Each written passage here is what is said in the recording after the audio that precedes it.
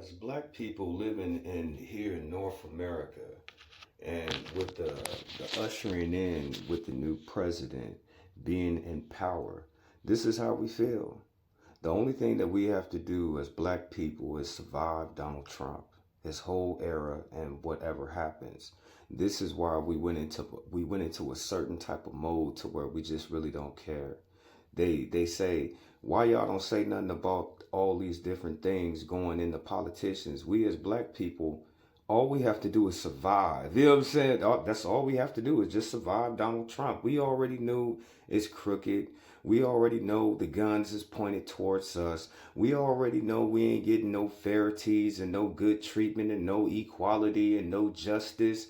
We ain't getting none of that. You know what I'm saying? We already know that. We look at all these different politicians and every single thing that they have been signing, and it's just been an open attack on us. And in some shape, form, or fashion, it's been some type of policies being it's directed towards us to hurt us.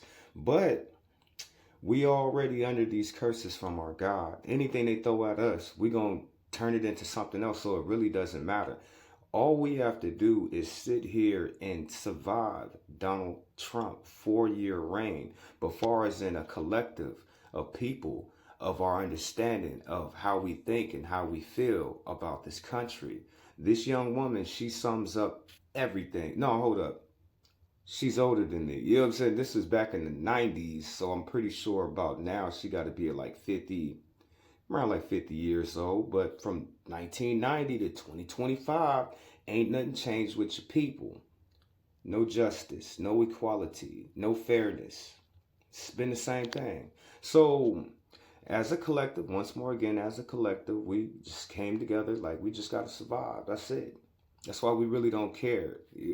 You see people marching for Palestine, people marching for Israel, people marching. They really pissed off at Donald Trump. You know what I'm saying? They're really pissed off at Donald Trump. But our God said to us that we can't even talk smack about the president. That's why people like me, I ain't said nothing about Donald Trump. I have not. I haven't called him out his name. I haven't said anything because I understand what my God is requiring of all of us. And we're not supposed to talk smack on the president, the king, the emperor, whoever it might be at this time. But I will say once more again, right now, the game for us is survival. The people, they could sit up there and they could talk about all these different wars. We don't care. We really don't care. You know what I'm saying? We really, as a people, we really don't care. You know what I'm saying? That's why we have not got involved in any of those things, because they're non-effective to us. It's not evolving our plight, our struggle, any of our situations. So the best thing we can do is build for our future and survive. But our settlement of how we feel, she sums it all the way up. I know that the government, whatever can't stand us black people, he's doing everything in the world to make black man be extinct. But I'm gonna tell you one thing, us black people gonna survive. So fuck everybody. I'm off. I know that the government, whatever can't stand us black people, he's doing everything in the world to make black man be extinct. But I'm gonna tell you one thing, us black people gonna survive. So fuck everybody. I'm off. President Donald Trump's Hollywood Walk of Fame star was destroyed overnight, seemingly with a pickaxe that was left at the scene, a witness told KCBS. I just seen a guy going to town on, I guess, the ground or whatever. I didn't know what was going on. So I turned, and here we are with police everywhere. Cleanup crews swept up the rubble with brooms as police investigated. It's not the first time the star has been defaced since Trump announced he was running for president. His statements on immigration, women, and other issues have brought curiosity seekers and vandals to this spot on Hollywood Boulevard. It was even attacked with a jackhammer in 2016. Ladies and gentlemen, we proudly welcome to the Hollywood Walk of Fame, Donald Trump. There you are, Donald. The star was installed with fanfare in 2007. Trump's wife Melania was there, holding their son Barron, as was Donald Trump Jr. It would seem that Trump's Walk of Fame star is its own kind of lightning rod. You will do whatever Elon Musk and Donald Trump tell you to do. the independence of the committee? Where's the legislature? We're an equal branch of government.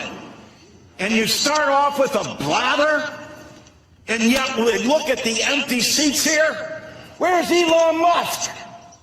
I'm sure he's a genius and is a very credible person because of the wealth he's accumulated. But that does not put him above the law or the responsibility to come before this committee in this Congress. If he's so great, if these plans and all the fraud and abuse that he found are so evident, why isn't he here explaining it? You know why. Because he's out to privatize Social Security. He's been on television the last couple of days. And y'all seen this man attack everything. Any type of government, anything for the people, you know what I'm saying? Either it be health care, either be retirement funds, either be food stamps, either be Section 8, whatever it is, for the people. Y'all done personally seen him attack it. That's why we as black people, we just sitting back. We got our popcorn. We got to show up. We got our feet kicked up, and we finna watch this whole show. Talking exactly about Social Security, Medicare, and Medicaid, and what he intends to do. Privatize it. The American people, some of them may have been born at night, but not last night. People are aware of this. Every single one of your districts. Now you have someone coming in to privatize a system, something you have longed to do going back to 1982, because Elon Musk thinks that this is the best thing to do. And we all know what happens when you privatize any industry. Look at the prisons here in America. Look at what they do to convicts. Look how okay, back in the day, they had convict leasing. They really did. But it seems like it's 2025, and when a person goes in, they should just be able to do their time. No, you are automatically turned into somebody's worker. Automatically. You forfeit all your rights, because slavery was never ended here in America, and y'all know that. President Trump has called Social Security a scam. Elon Musk, as chairman, as Mr. Neal said, called it a Ponzi scheme. Ask that of the people in your district.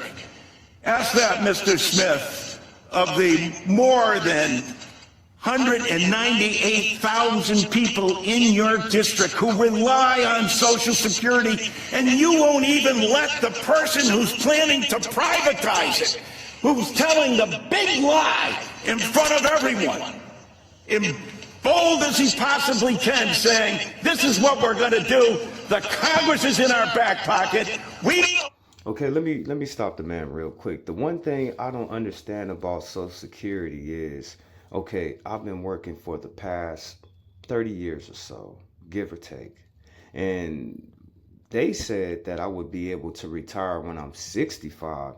Now they pushed it all the way to 67. Now they talking about they're not going to let people like me retire until I'm 70. That gives a person no life.